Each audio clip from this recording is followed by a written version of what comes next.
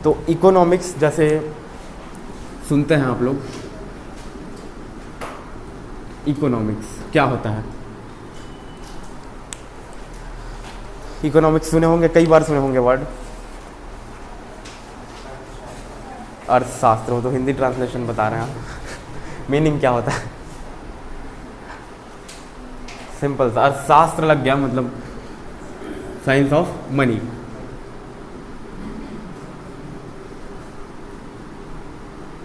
Simple meaning यही हुआ। अब हिंदी में क्या बोलते हैं? अर्थशास्त्र। ठीक है, तो शास्त्र मतलब होता है साइंस। साइंस और आर्ट में क्या डिफरेंस है, किसी को पता है? जैसे हम सब जितना भी हम सब्जेक्ट पढ़ते हैं, इंजीनियरिंग वाले सब्जेक्ट क्या रहते हैं? साइंस रहते हैं। और हमारा जो आर्ट वाला सब्जेक्ट कौन सा हुआ? आर्ट वाला सब्जेक्ट बताओ एक आध एग्जाम्पल। आर्ट वर्सेस साइंस अगर कंपेयर करें तब क्या होगा? इकोनॉमिक्स को हम आर्ट बोलेंगे कि साइंस बोलेंगे? आर्ट है कि साइंस है? यहाँ क्या लिखा हुआ है? Science of money. साइंस कैसे है, आर्ट कैसे है? साइंस क्यों बोलते हैं हम? जैसे कोई भी इंजीनियरिंग सब्जेक्ट आप लोग अपना ले लीजिए, साइंस क्यों बोलते हैं उसको? एप्लीकेशन रहता है। इकोनॉमिक्स का भी एप्लीकेशन है। और दूसरा क्या रहता है? लॉजिक। इकोनॉमिक्स में भी लॉजिक है। साइंस है बोल रहे हैं ना आप? अच्छा, साइंस है बोल रहे हैं, फिर तो कोई दिक्कत ही नहीं है। आर्ट सब्जेक्ट का एक आध एग्जाम्पल दीजिए। हिस्ट्री आर्ट है, पॉलिटी आर्ट है।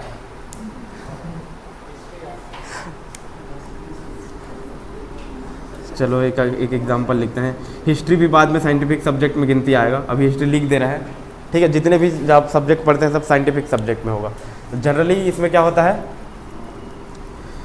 इसमें होगा आपका लॉजिकल रीज़न। ठीक है, लॉजिकल रीज़न मतलब कोई अगर प्रेडिक्शन है तो आप कैसे करेंगे? साइंस के सब्जेक्ट में क्या होता है? प्रेडिक्शन होता है जनरली। मतलब जो भी आपका बिहेवियर है उसको स्टडी किए, उसको क्या क्या पाथ फॉलो कर रहा है उसके हिसाब से स्टडी करके आप क्या करते हैं? आगे आने वाला चीज़ को हम क्या करते हैं? प्रेडिक्ट करते हैं। साइंस में यही होता है। अब साइंस में एक और चीज़ क्या होता है? प्रेडिक्शन तो बोल दिए। प्रेडिक्शन मतलब अनुमान, मतलब अंदाज़ा लगाना। ठीक है, एक तो लॉजिक रहेगा और तीसरा क्या होगा? Sequence wise study.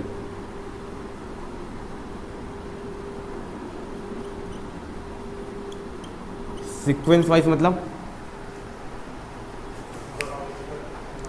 Step by step. जैसे सपोज किसी कॉन्सेप्ट को समझने के लिए हमको उसके पहले का कॉन्सेप्ट समझना जरूरी है। आर्ट के सब्जेक्ट में ऐसा होता है क्या? नहीं होता। ठीक है, तो साइंस के सब्जेक्ट में क्या करना पड़ेगा आपको? जैसे सपोज आपको ज्योग्राफी हम पढ़ चुके हैं, तो ज्योग्राफी में आपको सॉइल समझने के लिए, जैसे मिट्टी का चैप्टर था, उसको समझने के लिए आपको रॉक सिस्टम समझना जरूरी है। तो रॉक सिस्टम जब समझेंगे तब मिट्टी का कॉन्सेप्ट आपका क्लियर हो जाएगा। ठीक है, तो ऐसी वे में हम पढ़े थे ज्योग्राफी को, तो सेम वे में क्या रहेगा? साइंस। ठीक है, साइंस ये हुआ। अब इकोनॉमिक्स को साइंस क्यों बोले हैं? लॉजिकल रीजनिंग कहाँ देते हैं हम इकोनॉमिक्स में? जो भी हमारा मॉनेटरी एक्टिविटी होता है, मतलब जो जैसे भी हम जितना भी हमारा परचेस करते हैं, जितना भी सेल करते हैं, उसका क्या देते हैं? लॉजिक। उसके पीछे का जो प्रॉफिट है उसको क्या करते हैं? हम वेरीफाई करते हैं और लॉजिक देते हैं। अब उसके बेसिस में हम क्या करते हैं? प्रेडिक्शन। प्रेडिक्शन क्या करते हैं इकोनॉमिक्स में? हमारा जो नेक्स्ट फाइनेंशियल ईयर है उसका इनकम कितना होने वाला है, हमारा जो ग्रोथ रहेगा कितना होने वाला है, हमारा जो नेक्स्ट ईयर में जो भी हमारा पैरामीटर्स है वो कितना होने वाला है, और कितना हमारा प्रॉफिट होगा, हमारा कितना टर्नओवर रहेगा, ये सब हम क्या करते हैं? प्रेडिक्शन। अब सीक्वेंस वाइज स्टडी मतलब जो इंटर रिलेटेड चीज़ है। साइंस में जनरली हर चीज़ क्या होता है? Inter related. इंटर रिलेटेड चीज़ है उसको क्या करेंगे हम? सीक्वेंस वाइज स्टडी करते ही हैं इकोनॉमिक्स में। ठीक है, अब आर्ट के सब्जेक्ट में ऐसा होता है क्या? लॉजिक रहता है आर्ट के सब्जेक्ट में भी कुछ कुछ। ठीक है, तो जनरली ये हमारा डिस्कशन का टॉपिक नहीं है, लेकिन इकोनॉमिक्स क्या है हमारा? साइंस। ठीक है, साइंस में और क्या होता है generally? Research and development work किस में होगा? आर्ट में होगा कि साइंस में होगा? होगा तो दोनों में, लेकिन हमारा साइंस में क्या होगा? प्रोग्रेस उसका ज़्यादा होगा, उसका एप्लीकेशन पार्ट क्या होगा? ज़्यादा होगा। ठीक है, तो अर्थशास्त्र, शास्त्र मतलब क्या होता है? साइंस। Science of money. अब इसी में एक नाम है फादर ऑफ इकोनॉमिक्स, किसको बोलते हैं? फादर ऑफ इकोनॉमिक्स मतलब इकोनॉमिक्स के पितामह। ये हैं एडम स्मिथ, ठीक है, ये नाम याद रखिएगा, एडम स्मिथ। ये कौन थे? ये हमारा कौन थे? Adam Smith. जो कैपिटलिस्ट इकोनॉमिक्स है, पूंजीवादी अर्थव्यवस्था जो है, अभी पढ़ेंगे पूंजीवादी क्या होता है, समाजवादी क्या होता है, ये क्या किए थे? पूंजीवादी अर्थव्यवस्था का कॉन्सेप्ट क्या किए थे? हमारा दिए थे, ठीक है। तो इनका एक बुक था, बुक का नाम आपको लिखने का ज़रूरत नहीं होगा शायद, बुक का नाम मैं लिखा देता हूँ। क्या बुक था इनका? Wealth of nation, the wealth of nation. Book का नाम अलग था, उसको शॉर्ट में हम बोलते हैं wealth of nation. Actual inquiry into the nature and cause of the wealth of nation, ऐसा एक लंबा सा बुक का नाम था, लेकिन जनरली उसको अगर ऑप्शन में अगर डालना है, वेल्थ ऑफ नेशन, ठीक है। फादर ऑफ इकोनॉमिक्स, जनरली अगर क्वेश्चन पूछा जाए, इजी से इजी क्वेश्चन पूछा जाए, तब क्या वो पूछा जाएगा? ये सबसे क्वेश्चन किया जाएगा, ठीक है। अब इकोनॉमिक्स हो गया, तो इकोनॉमिक्स हम क्या क्या पढ़ते हैं? जितना भी हमारा मॉनेटरी एक्टिविटी है, मॉनेटरी एक्टिविटी मतलब मनी से रिलेटेड या फिर धन से या फिर हमारा जो पैसा से रिलेटेड जितना भी चीज़ हम क्या करेंगे? इकोनॉमिक्स में पढ़ेंगे, ठीक है। अब मनी से रिलेटेड क्या क्या होगा हमारा? जैसे हम हमारा सिलेबस के हिसाब से जैसे चलेंगे, तो सबसे पहले हम क्या पढ़ेंगे? इनकम। अब इनकम हम क्यों पढ़ेंगे? अपना इनकम पढ़ेंगे क्या? नहीं, अपना इनकम तो हम अलग से पढ़ेंगे, नेशनल इनकम या फिर स्टेट इनकम, ठीक है। अब इनकम का कॉन्सेप्ट क्या रहेगा? इनकम के कॉन्सेप्ट में हम इसी में पढ़ेंगे जीडीपी या फिर जीएसडीपी। ये स्टेट का हो गया तो जीएसडीपी बोल देंगे, ठीक है। जीएनपी, ऐसा ऐसा ये 4 पैरामीटर है, हम धीरे धीरे पढ़ेंगे। उसके बाद बैंकिंग सिस्टम, इनकम आया तो इनकम को कहाँ रखेंगे हम? बैंक्स। अब बैंक हो गया, उसके बाद क्या? बैंक में पैसा रख लिया, उसके बाद क्या करेंगे? इन्वेस्टमेंट। इन्वेस्टमेंट वाला आपका सिलेबस में नहीं है। इन्वेस्टमेंट की जगह आपको उसको क्या करना है? इन्वेस्टमेंट की जगह आपको एम्प्लॉयमेंट देना है, एम्प्लॉयमेंट अनएम्प्लॉयमेंट जो भी है इसमें, एंड गरीबी आपको क्या करना है? दूर करना है, ठीक है। पैसा आ गया तो पैसा से क्या करेंगे? रोजगार देंगे और गरीबी को दूर करने का कोशिश करेंगे, ठीक है। तो इंडिया में जो सिस्टम है पूरा हम इंडिया का पढ़ेंगे, हर नेशन में अपना अपना अलग सिस्टम होता है, ठीक है। तो इकोनॉमिक्स एक्टिविटी जो है हमारा होगा, ऐसे सीक्वेंस वाइज पढ़ेंगे, बैंकिंग, एम्प्लॉयमेंट, और एक हमारा जो आएगा जो भी हमारा जो कर वगैरह होगा, जितना भी हमारा इंपॉर्टेंट टॉपिक है, जितना भी इंपॉर्टेंट कॉन्सेप्ट है, हम इसमें सब डिस्कस करेंगे। इसके अंडर में मतलब ये लिखा छोटा सा है, बैंकिंग सिस्टम बहुत बड़ा टॉपिक है।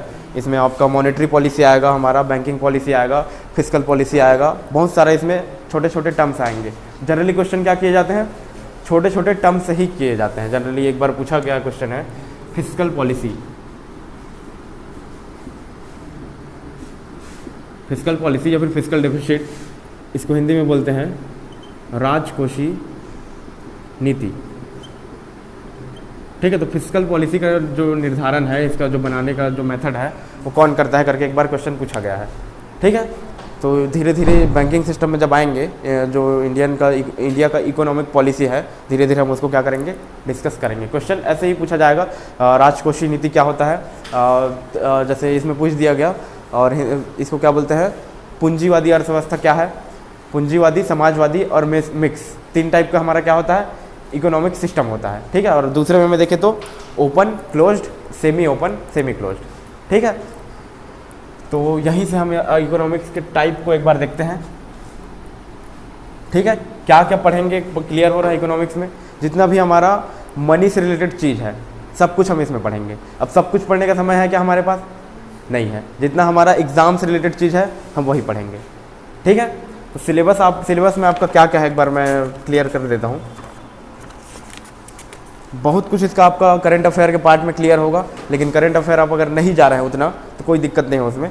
जैसे इकोनॉमिक्स हमारा हो गया, एक बेसिक इंट्रोडक्शन हो जाएगा। बेसिक इंट्रोडक्शन तो हर सब्जेक्ट का रहता है, वो सिलेबस में रहे चाहे मत रहे, वो तो कॉमन मानना पड़ता है। उसके बाद ग्रोथ का कॉन्सेप्ट, ग्रोथ मतलब का आएगा, जैसे सस्टेनेबल डेवलपमेंट है आपका, और एक आपका जीडीपी ग्रोथ का कॉन्सेप्ट आएगा। उसके बाद आपका ह्यूमन डेवलपमेंट इंडेक्स आएगा। ये सब हम क्या पढ़ेंगे? ग्रोथ में, ठीक है। उसके बाद चैप्टर रहेगा हमारा नेशनल इनकम। नेशनल इनकम जल्दी से जल्दी इसको डिस्कस करेंगे। उसके बाद प्लानिंग वगैरह तो हमारा सिलेबस में नहीं है, हम सीधा पढ़ेंगे इसमें बैंकिंग सिस्टम के बाद अनएम्प्लॉयमेंट एंड पोवर्टी। अनएम्प्लॉयमेंट और पोवर्टी में ही आपका क्या है, बहुत से डेटास हैं। जैसे कोई कमिटी बन गया, कोई कमिटी रिकमेंड किया कि आपका जो पोवर्टी का जो लाइन होना चाहिए, पोवर्टी मतलब गरीबी, गरीब किसको बोलते हैं, सबसे बड़ा कन्फ्यूज़न अभी तक इंडिया में बना हुआ है। गरीब किसको बोलते हैं इंडिया में, गरीब किसको बोलते हैं जनरली? तो इसमें बहुत सारा डिस्कशन का टॉपिक अभी तक बना हुआ है। कोई कमेटी रिकमेंड किया कि एक आदमी है, कोई आदमी को मिनिमम इतना कैलोरी का फूड चाहिए, अगर वो उस कैलोरी के फूड के नीचे का फूड अगर खा रहा है तो वो गरीब है, पहला कमेटी। अब दूसरा व्यू क्या है इसमें, एक पर्टिकुलर आदमी का एक दिन का इनकम इतना होना चाहिए, एक दिन या एक महीने का इनकम इतना होना चाहिए, उस इनकम से अगर नीचे कमाया हो तो क्या होगा, वो गरीब होगा। ठीक है, तो दो क्राइटेरिया है इसके। अब इसी दोनों क्राइटेरिया में क्या रहता है, हमेशा कन्फ्यूज़न रहता है। अब इसमें डेटा है आपके, जैसे इनकम बोल दिया तो इनकम कितना होगा, सपोज दोनों का अलग अलग क्राइटेरिया है। सपोज अभी की डेट में कितना है, लगभग 1414 रुपया है अर्बन एरिया में। अगर अर्बन एरिया में आप 1414 रुपया पर मंथ से कम कमा रहे हैं तो आप क्या है, गरीब हैं। ठीक है, ऐसा करके इनका क्लासिफिकेशन अलग अलग है, अलग अलग तरीके से। इसमें कमेटी का जो नाम रहेगा, और इसमें बैंकिंग सिस्टम में आपका जनरली क्या आएगा, फाइनेंशियल ईयर। अभी तक हम क्या पढ़ते थे, वाटर ईयर, कैलेंडर ईयर। अब क्या पढ़ेंगे, फाइनेंशियल ईयर। फाइनेंशियल ईयर क्या होता है, वित्तीय वर्ष हिंदी में हो गया। फाइनेंशियल ईयर होता क्या है एक्चुअल में, जैसे स्टेटमेंट आप चेक करते होंगे कोई भी बैंक का स्टेटमेंट, तो अप्रैल मार्च के लास्ट डे में क्या रहता है, जितना भी हमारा ट्रांजैक्शन था क्लोज रहता है। क्यों क्लोज रहता है, फाइनेंशियल ईयर हमारा क्या होता है, 1 अप्रैल से स्टार्ट होता है इंडिया में, 1 अप्रैल से 31 मार्च तक ये चलेगा।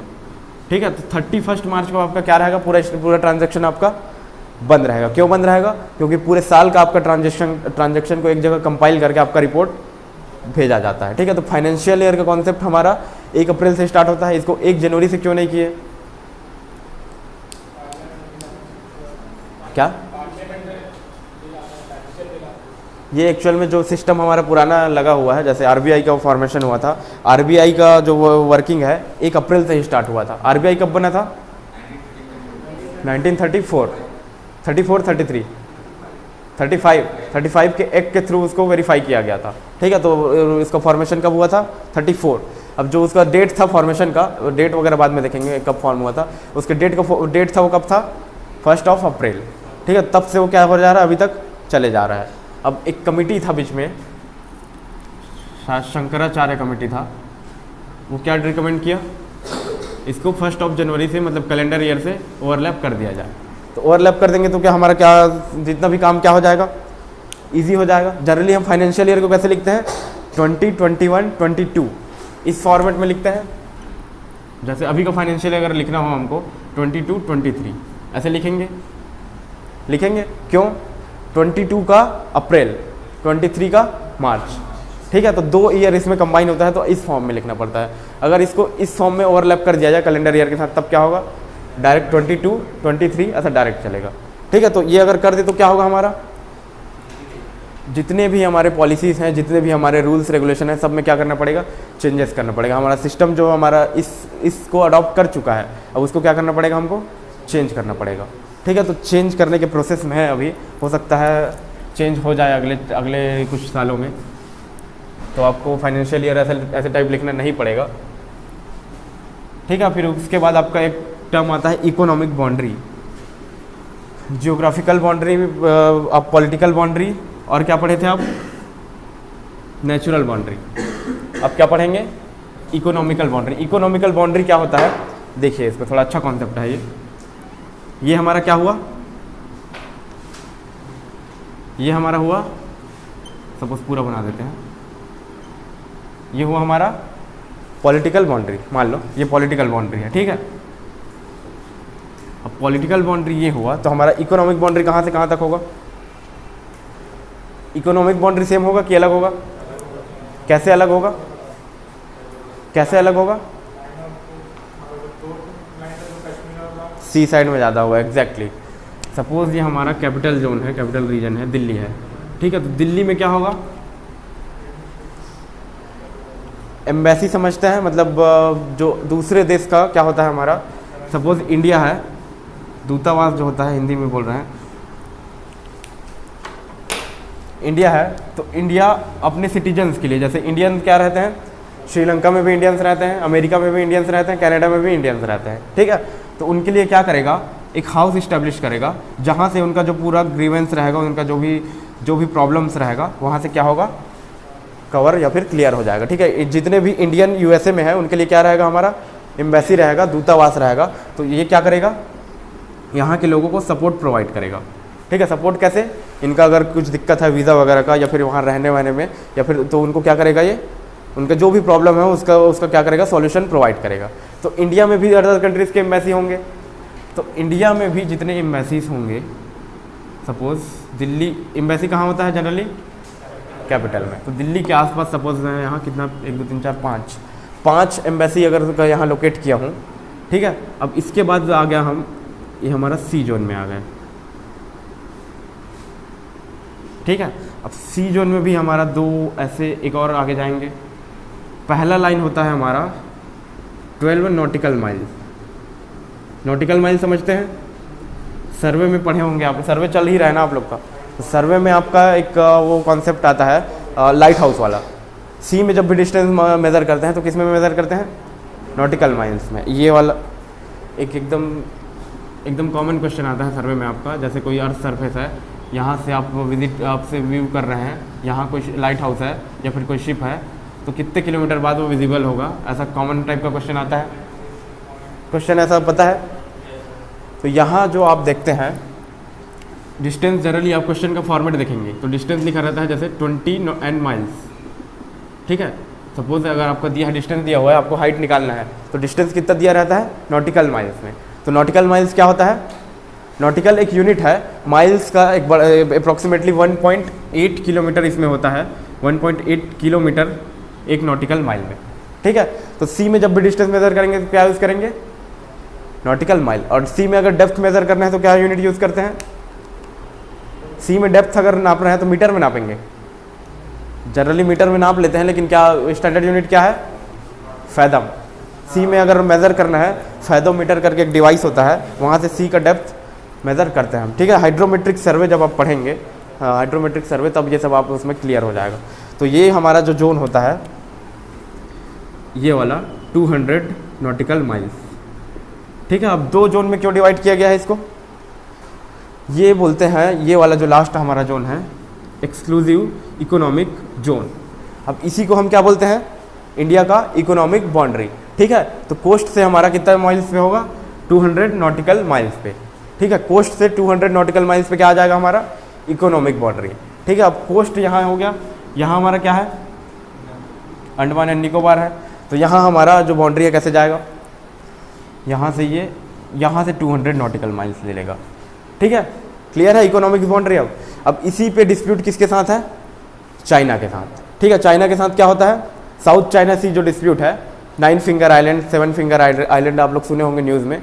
तो क्या चाइना का क्या क्लेम है, उसका क्लेम है कि हमारा जो सी बाउंड्री है आगे तक आता है, वियतनाम कंबोडिया इधर उनके साथ ओवरलैप करता है, मतलब वियतनाम कंबोडिया का बॉर्डर को क्या करते हैं, चाइना अपना है करके क्लेम कर रहा है, ठीक है। तो साउथ चाइना डिस्प्यूट, चाइना किधर है हमारा, यह चाइना का पार्ट है, साउथ चाइना सी किधर है, जस्ट इंडिया के नॉर्थ ईस्ट साइड में आगे जाएंगे तो हमारा क्या मिलेगा, साउथ चाइना सी। अब इधर कौन कौन से कंट्री है, म्यांमार, इधर कौन सा है, वियतनाम, कंबोडिया, लाओस, और इधर मलेशिया यहाँ पास आ जाएगा। तो इन तीनों कंट्री के साथ क्या है, साउथ चाइना सी का डिस्प्यूट आ जाएगा, ठीक है। तो साउथ चाइना सी डिस्प्यूट इसी पे बेस्ड है। अब सपोज यहाँ अगर कोई भी हमारा इकोनॉमिक एक्टिविटी हो रहा है, ऑयल वगैरह मिल रहा है या फिर हमारा कोई मिनरल्स मिल रहा है, समुद्र में जनरली मिनरल्स मिलते हैं, तो ये किसके पार्ट में आएगा, ये हमारा आएगा इंडिया के पार्ट में, ठीक है। क्यों आएगा, ये हमारा इकोनॉमिक बाउंड्री के अंदर ही है। अब सपोज इस रीजन में अगर शिप का मूवमेंट हो रहा है, उससे क्या होगा, हमारा टैक्स मिलेगा। शिप का मूवमेंट हो रहा है, टैक्स मिलेगा। और यहाँ कोई अगर मिनरल्स है, जनरली सी में क्या मिलता है, पॉलीमेटालिक नोड्यूल्स, लिख लीजिए इसको, पॉलीमेटालिक नोड्यूल्स मतलब क्या होगा, इसका नाम से ही क्लियर है। पॉली मतलब बहुत सारे मेटल्स होंगे, ऐसा मिनरल जिसमें बहुत सारे मेटल्स होंगे और उसके छोटे छोटे ग्रेन्स, ठीक है। कहाँ मिलेंगे, सी में, ठीक है। तो ऐसा अगर कुछ मिलता है तो ये किसके पार्ट में जाएगा, इंडिया के पार्ट में जाएगा। और यहाँ कोई अगर शिप मूवमेंट हो रहा है तो पूरा टैक्स यहाँ का पूरा टैक्स इंडिया को मिलेगा, और यहाँ अगर शिप अगर मूवमेंट हो रहा है तो उसको क्या करना पड़ेगा, इस कंट्री का सोवरेनिटी को ध्यान, सोवरेनिटी मतलब यहाँ का जो डिसीजन मेकिंग पावर है उसको क्या करना पड़ेगा, उसका सम्मान इसको करना पड़ेगा।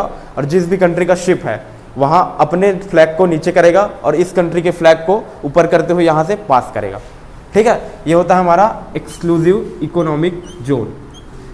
अब इसके बाहर जो भी आएगा, इसके बाहर जो भी एरिया आएगा, जितना भी अगर बच रहा है तो ठीक है, नहीं बच रहा है एरिया तो कोई दिक्कत नहीं। इसमें अगर कुछ मिनरल वगैरह मिल रहा है आपका तो तब किसका होगा, ये इकोनॉमिक बाउंड्री सिर्फ यहाँ तक है, इसके बाद हम इंडिया का कोई राइट नहीं है इसमें, तब किसका होगा, ये पूरा ओवरऑल वर्ल्ड का होगा, इसको डिस्ट्रीब्यूट किया जाएगा। ठीक है, तो इसी कारण जो जितने भी कंट्री है अपना जो सी लाइन जो है इकोनॉमिक जोन को क्या करते हैं, क्लेम करते हैं कि हमारा, सपोज यहाँ कोई आइलैंड आ गया सपोज, तो इंडिया क्लेम कर सकता है कि यहाँ से 200 माइल्स यहाँ से मेजर किया जाए, ये हमारा आइलैंड है। ठीक है, तो क्लेम करता है कि हमारा ये और आगे है और आगे है, तो जितने भी रिसोर्सेज हैं इसके पीछे इंडिया क्या हो जाएंगे, इंडिया के हो जाएंगे। ठीक है, अब इधर चलते हैं, सी वाला लाइन, सी वाला कॉन्सेप्ट तो क्लियर हो गया।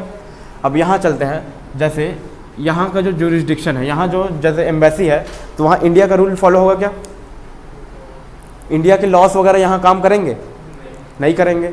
जितने भी एम्बेसी हैं इंडिया के लॉ काम नहीं करेंगे, तो क्या होगा, ये इंडिया का पार्ट माना जाएगा कि नहीं माना जाएगा, नहीं माना जाएगा। इकोनॉमिक अगर देखा जाए तो ये नहीं माना जाएगा। ठीक है, यहाँ जितना भी एक्टिविटी होगा, जितना भी वहाँ के लोगों का इनकम होगा, वहाँ के लोगों को जितना पेमेंट हो रहा है, इंडियन अकाउंट्स में आएगा कि नहीं आएगा, नहीं आएगा। तो इनको क्या किया जाएगा, इकोनॉमिक बाउंड्री जब डिटरमाइन करेंगे तो इसको अलग कर दिया जाएगा। जीडीपी का कॉन्सेप्ट जो है सब इसमें देखेंगे। जीडीपी क्या होता है, ग्रॉस डोमेस्टिक प्रोडक्ट। ठीक है, जब पढ़ेंगे इसको पूरा देखेंगे, इसमें पूरा ये इसको एक्सक्लूड करेंगे तब हमारा क्या आता है, डोमेस्टिक प्रोडक्ट। ठीक है, तो इकोनॉमिक बाउंड्री क्लियर है, क्लियर है, कभी भी कोई भी पूछे तो दिक्कत नहीं होना चाहिए।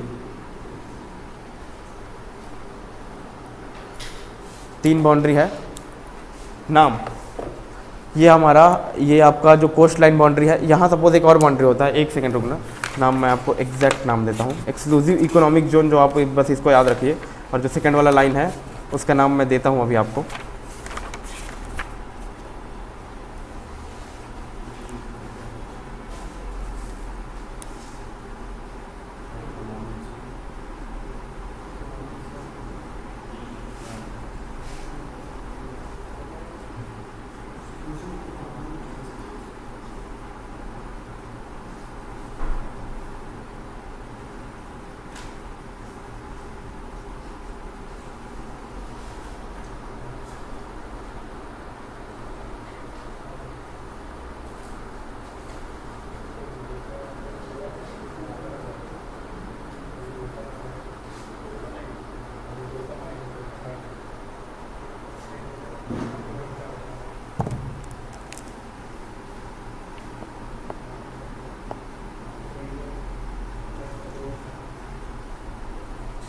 इसका एक स्पेसिफिक नाम है, अभी मेरे को मिल नहीं रहा है। जनरल, आप अभी जनरल वर्ड्स में नाम लिख लीजिए रहिए।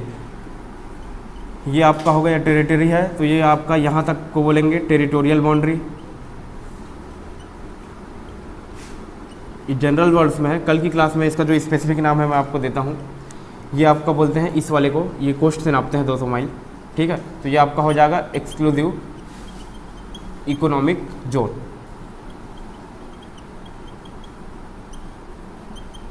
ठीक है, और यहाँ अगर कोई कोस्ट लाइन है, जैसे कयाल्स मिलते हैं इस एरिया में, तब मेजरमेंट कहाँ से होगा, ये इनलैंड सी बाउंड्री बोलते हैं इसको। जैसे कयाल्स मिलेंगे इस एरिया में, कयाल्स क्या रहेंगे, अंदर तक ऐसे रहेंगे, तो इसका जो प्रोजेक्शन लेंगे हम सरफेस पे, इसको क्या बोलेंगे, इनलैंड सी बाउंड्री। ठीक है, 3 बाउंड्री है, एक इनलैंड सी है, दूसरा टेरिटोरियल बाउंड्री अभी लिख ले रही है, तीसरा लिख लिए एक्सक्लूसिव इकोनॉमिक जोन। ठीक है, जोन ये वाला होगा एक्सक्लूसिव इकोनॉमिक बाउंड्री, या फिर इधर को बोलते हैं हाई सी लाइन। हाँ, ये हाई सी लाइन जनरली इसका नाम है, हाई सी लाइन।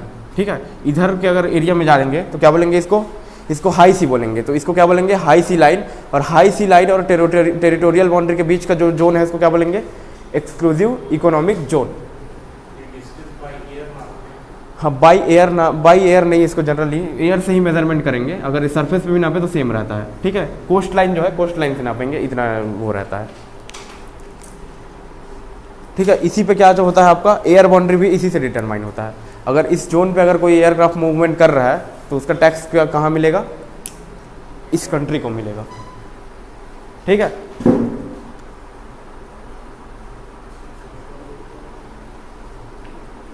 ओके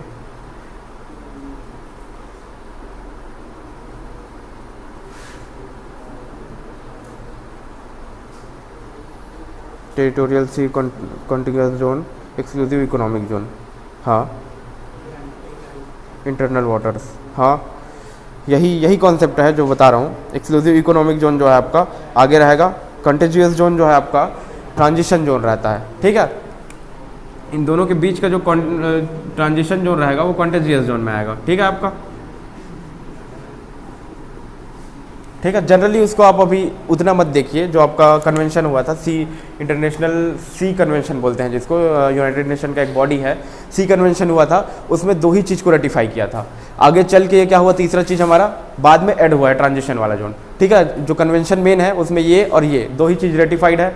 अब रेटिफाइड कितने कंट्रीज़ किए हैं, उस टाइम में लगभग 191 कंट्रीज़ क्या किए थे, रेटिफाई किए थे इसको। रेटिफाई मतलब मानने से कि हमारा ऐसा ऐसा होगा, इतना हमारा बाउंड्री होगा, इतना किलोमीटर तक हम एग्री करते हैं करके, ठीक है। अब उसके बाद जो है कुछ कुछ कंट्री एग्री नहीं किए, तो उनके लिए क्या किया गया, ये ट्रांजिशन जोन वाला कॉन्सेप्ट बनाया गया, ठीक है। मतलब इसका मतलब है जितना हम पास आएंगे उतना क्या होगा, इंडिया का राइट्स बढ़ते जाएगा, और जितना हम दूर जाएंगे इंडिया का राइट्स कम होते जाएगा, ठीक है। सिर्फ यही मतलब है इसका। 1.8 किलोमीटर होता है 1 नॉटिकल माइल्स बराबर, 1.87 समथिंग होता है एग्जैक्ट। रुको इसको एग्जैक्ट,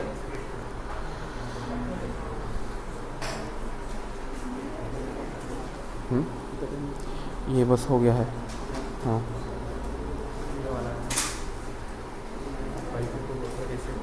अच्छा रीसेट करना है क्या, ठीक है। लैग हो रहा है 1.852 किलोमीटर दिखा रहा है। जनरली सी में जब भी यूनिट यूज़ करेंगे तो क्या रहेगा, नॉटिकल माइल्स और फैथम, ठीक है। तो ये क्लियर है। ये वाला जोन पे अभी आप मत जाइए, सिर्फ 2 जोन लीजिए। पहला जोन में क्या होगा, इंडिया का फुल राइट्स है, दूसरा जोन में इंडिया का पार्शियल राइट मतलब मेटल्स वगैरह जो मिल रहे हैं, और शिप मूवमेंट पे भी, सिर्फ मूवमेंट पे ही पूरा टैक्स का राइट है, ठीक है। इधर जितना भी ट्रेड हो रहा है, जितना भी कुछ हो रहा है, सबका टैक्स किसको मिलेगा, इंडिया को मिलेगा, ठीक है। क्लियर है यहां तक।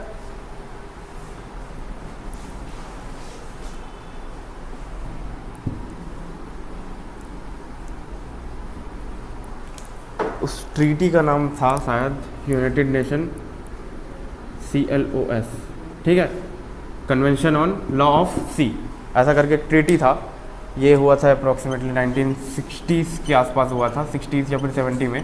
तो इसमें ये डिफाइन हुआ था हमारा इकोनॉमिक जोन कब रहेगा, ये हमारा जो टेरिटोरियल बाउंड्री कब रहेगा, इनलैंड सी कब रहेगा, पूरा इसमें आपका जो UN क्लोज को अगर आप खोलते हैं, आप कहीं इसको देखेंगे, उतना डिटेल में आपको जाने की ज़रूरत नहीं है, बस 2 ही 3 बाउंड्री है, आपको उतने याद रखने हैं, यहाँ से आपका पूरा क्लियर हो जाएगा, ठीक है। यहाँ हमारा मेन कॉन्सेप्ट क्या था, इकोनॉमिक बाउंड्री को डिफाइन करना। तो इकोनॉमिक बाउंड्री क्या हो गया, समझ आ रहा है, ठीक है। ये क्लॉज पे बाद में जाएंगे अगर टाइम मिला तो। इकोनॉमिक बाउंड्री कहाँ से कहाँ तक हुआ हमारा, एक्सक्लूसिव इकोनॉमिक जोन और माइनस हमारा जो दूसरे देश का हमारा एम्बेसी बना हुआ है और दूतावास बने हुए हैं, उसको क्या करेंगे, माइनस करेंगे, ठीक है। इतना क्लियर है।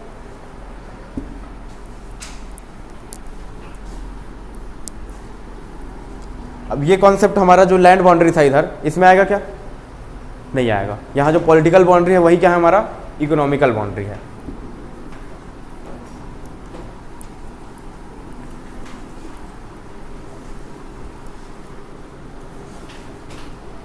टाइम,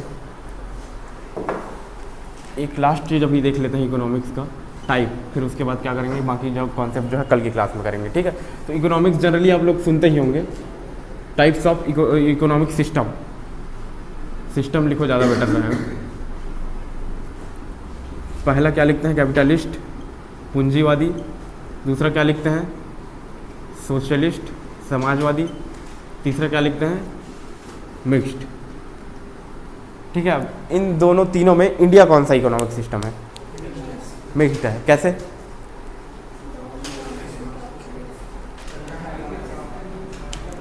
भारत के संविधान का अगर आप प्रेमबल प्रस्तावना पढ़ें उसमें क्या लिखा है, हाँ, प्रेमबल में एक वर्ड है सोशलिस्ट। ठीक है, सोशलिस्ट है, लेकिन India mix type economy system क्यों है। प्रेमबल आप देखेंगे तो उसमें लिखा हुआ है डेमोक्रेटिक, सोशलिस्ट, सेक्युलर, ऐसा 5 टर्म्स हैं। तो उसमें एक टर्म्स क्या है, सोशलिस्ट। ठीक है, सोशलिस्ट इकोनॉमी और सोशलिस्ट सिस्टम दोनों में क्या डिफरेंस होगा, या फिर दोनों सेम ही है। हाँ, ये तो गवर्नमेंट का बिजनेस जो है, पार्लियामेंट का जितना भी बिजनेस होगा उस सिस्टम पे डिपेंड करता है, मिक्स्ड इकोनॉमी। ठीक है, तो इसको देखते हैं जल्दी। ठीक है, अब इसका टाइप कैसे डिफाइन हुआ है ये देखिए। कैपिटलिस्ट में क्या होता है, जितना भी हमारा जो भी हमारा सब चीज़ एक्टिविटी चल रहा है, जो इकोनॉमिक एक्टिविटी चल रहा है,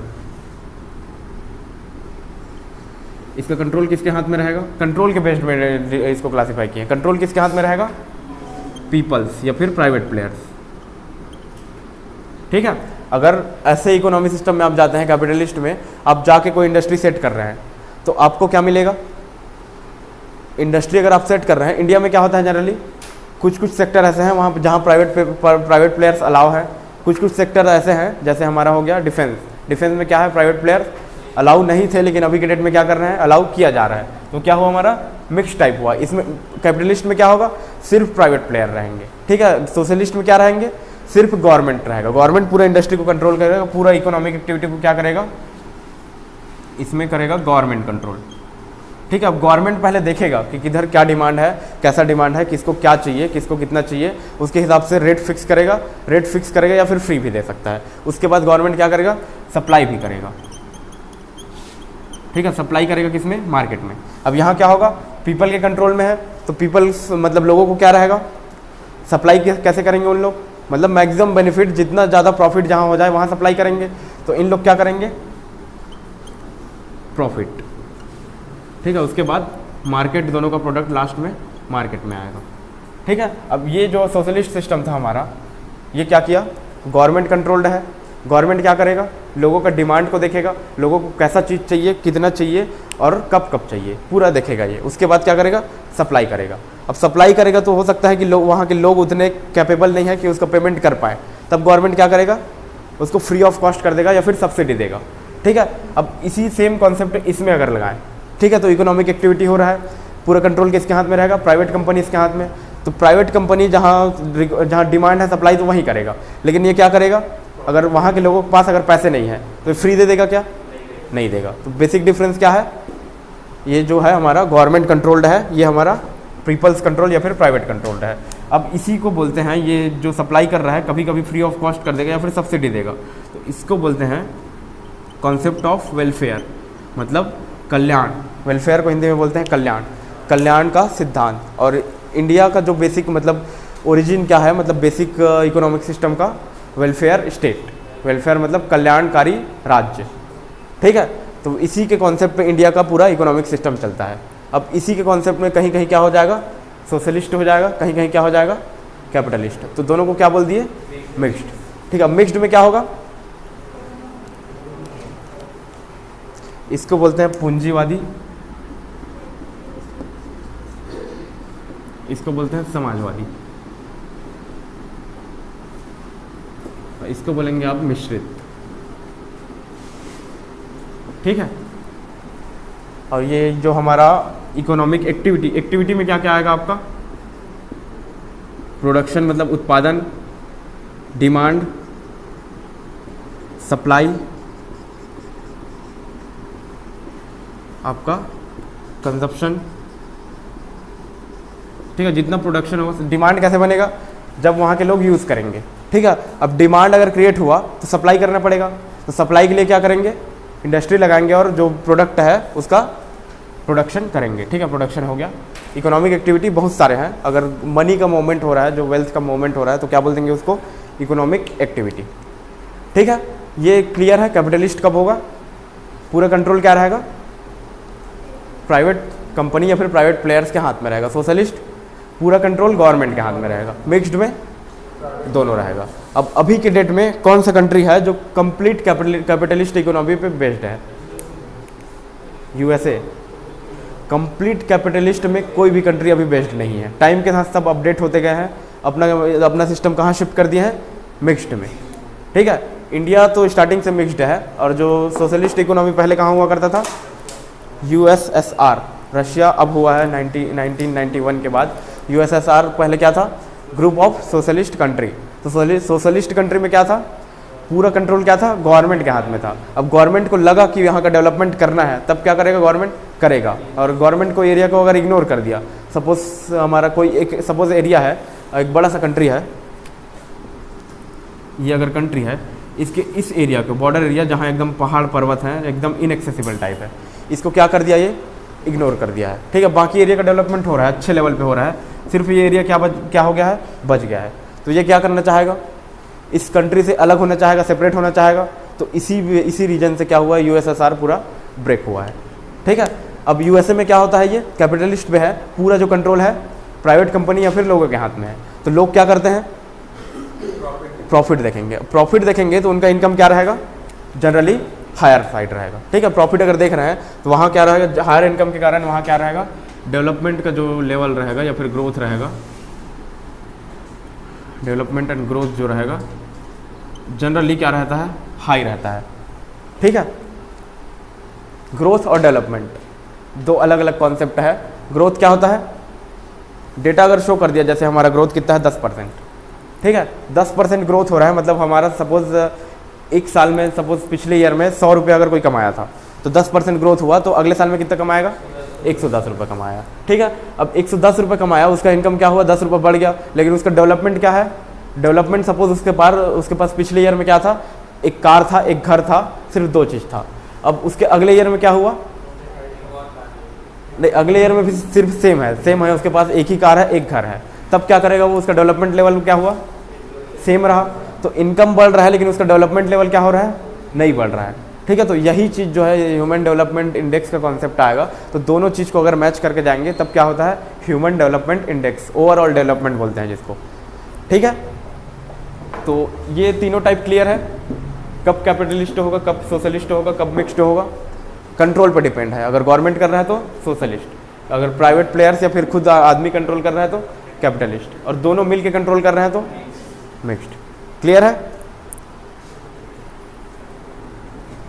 ठीक है, और इसी में एक और टर्म्स आता है, क्लोज्ड इकोनॉमी और ओपन इकोनॉमी।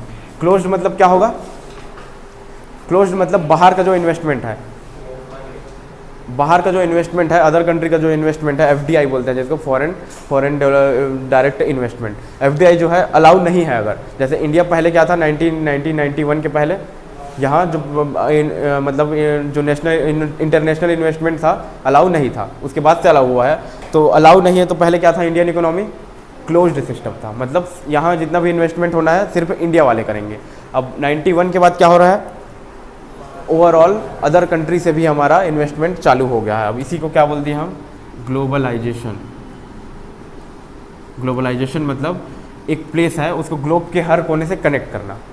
ठीक है, समझ आ रहा है? जैसे इंडिया है तो इंडिया को जापान से, यहाँ इधर जापान तक, इधर यूएसए तक, वहाँ तक की हर कंट्री को इंडिया से कनेक्ट करना।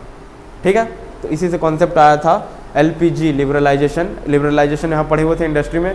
प्राइवेटाइजेशन, प्राइवेटाइज कब किया गया हमारा इंडस्ट्री को, पहले क्या था, इंडिया 91 के पहले लगभग सोशलिस्ट टाइप क्या था, ज़्यादा इंक्लाइंड था। लगभग इंडिया पहले से क्या था, मिक्स्ड था। अब मिक्स्ड था तो कैसा वाला मिक्स्ड था, सोशलिस्ट टाइप का मिक्स्ड था। सपोज 80% जो है उसका बिहेवियर क्या था, सोशलिस्ट था, 20% कैपिटलिस्ट था। अब यहाँ के बाद क्या हुआ, कैपिटलिस्ट के साइड क्या हुआ, ज़्यादा मूव होना चालू हो गया। ठीक है, क्योंकि प्राइवेटाइज किया गया। प्राइवेटाइज करने के बाद हमारा क्या हुआ, जी से ग्लोबलाइजेशन। ग्लोबलाइजेशन मतलब इन्वेस्टमेंट को भी इन्वाइट किया गया। उसके बाद कंप्लीट हमारा जो हुआ, इसी को बोलते हैं स्ट्रक्चरल जो एलपीजी हुआ था 91 में हमारा, रिफॉर्म्स बोलते हैं जिसको, रिफॉर्म्स, स्ट्रक्चरल रिफॉर्म्स। इसको पढ़ेंगे जब अच्छे से पढ़ेंगे तो इसमें सिर्फ 3 सेक्टर को ध्यान दिया, 3 चीज़ को ध्यान दिया गया था, लिबरलाइजेशन, प्राइवेटाइजेशन, ग्लोबलाइजेशन। ठीक है। ये इंडस्ट्री, बैंकिंग और ओवरऑल जितने भी सेक्टर हैं हमारे, सबके लिए क्या था, एक रिफॉर्म था। उसके बाद से इंडियन इकोनॉमी क्या हुआ है, ग्रोथ करना स्टार्ट किया है। ठीक है, क्लियर है। ये आज एक ही दो चीज़ हुआ है, इतना तो कॉमन है, क्लियर हो गया है, कोई डाउट तो नहीं रहेगा इतने में। ठीक है, तो अच्छा टाइम भी हो रहा है, आज की क्लास ख़त्म करें। ठीक है, तो आज की क्लास यहीं रोकते हैं, अब बाकी का डिस्कशन है कल करेंगे। किसी को कोई डाउट है?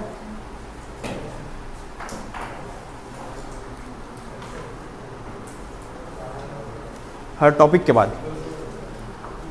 बाद टेस्ट लेना, टेस्ट अगर टॉपिक के बाद लेंगे तो सिलेबस आपका रह जाएगा।